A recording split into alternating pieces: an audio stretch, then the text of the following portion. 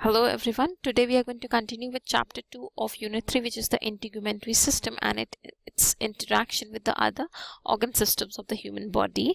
And also the course name is still the same, that is systems of the human body and their functions. So see, in today's session we are going to cover about what all receptors are there in tongue and then eyes and then ears, although it has nothing to do with integumentary system.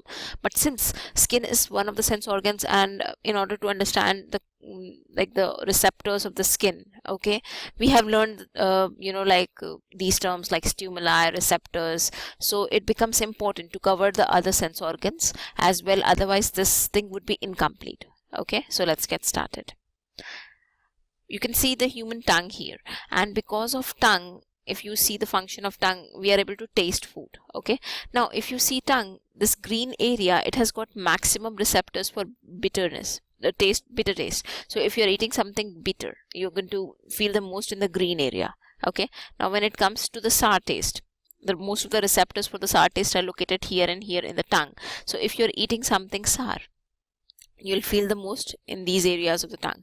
And if you are eating something salty and sweet also, okay, you're going to feel it the most at the tip of the tongue because it has got maximum receptors for salty and sweet taste. Now let's switch to the next sense organ, which is ears. What you quote out as ears in general language, it's the pinna. Okay, and it collects the sound wave, and from here it will travel into the auditory canal and then it will hit the tympanic membrane. Tympanic membrane is commonly known as eardrum.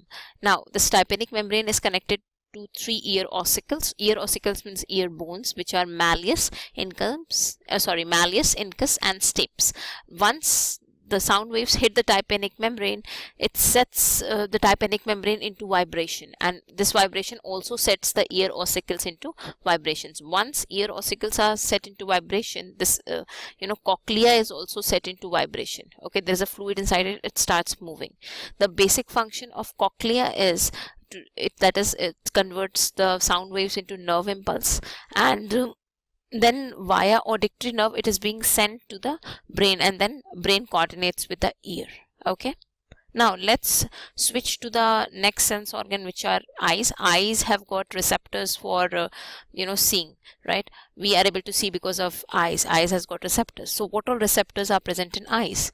If you see, okay, here, when it comes to receptors in the eyes, two types of receptors are there in the retina of eyes, which are rods and cones.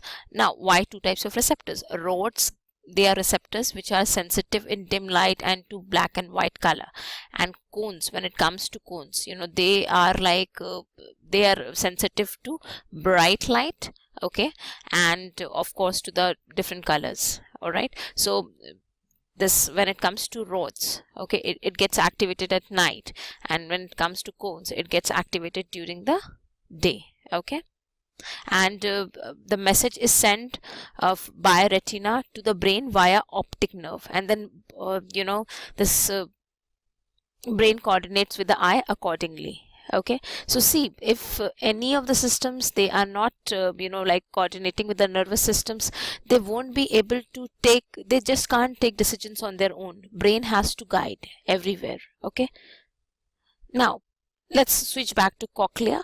So cochlea, I told you earlier, it's there in our ears, and it translates the sound into nerve impulses to be sent to the brain. As you can see in this diagram, it have different areas of cochlea responds to different wavelengths of sound, right?